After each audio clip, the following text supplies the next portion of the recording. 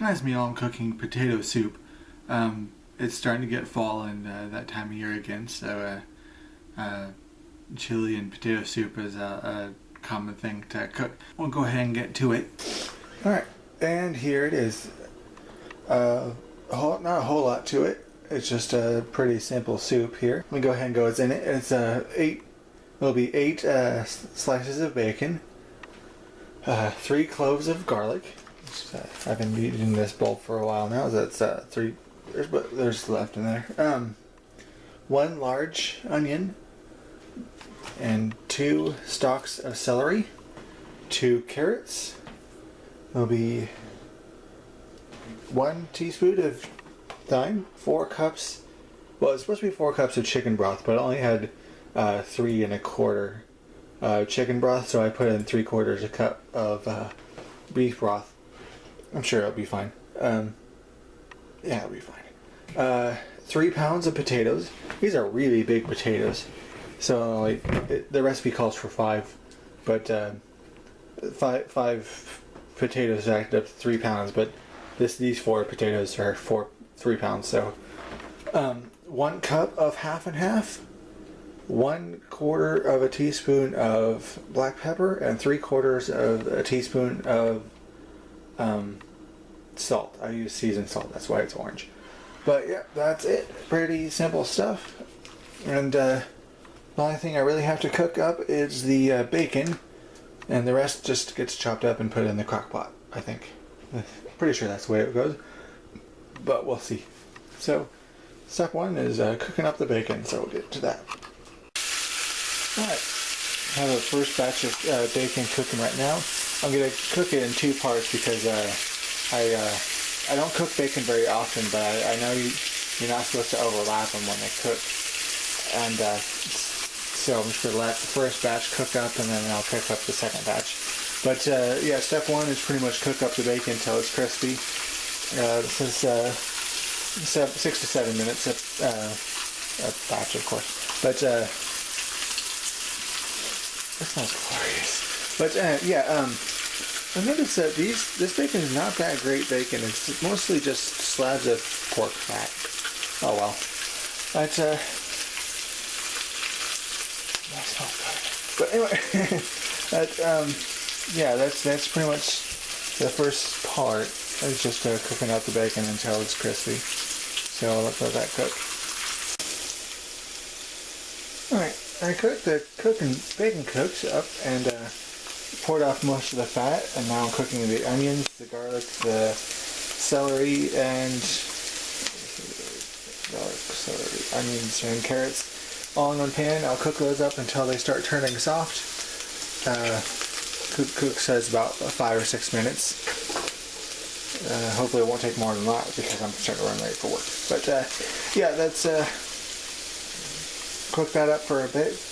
Got the potatoes cut up pretty good there, so just waiting for that to. I'm pretty sure once I got the veggies cooked up, I just add the potatoes and the bacon to the crock pot, let that set for 8 hours. But we'll come to that here in a bit. But yeah, those are cooking over a medium heat, and we'll let that cook for a bit. Alright, I crumbled up half the bacon and put it in with the potatoes, so I'll go ahead and put that in the crock pot. Please don't fall. And now I'll add the veggies. I put the thyme in there as I was cooking the veggies too, so that's when I added that. Ooh, smoky. Okay, I'll mix that up and yeah, to that guy. I'll mix that up and set it for 8 hours. Well, yeah, about 8 hours.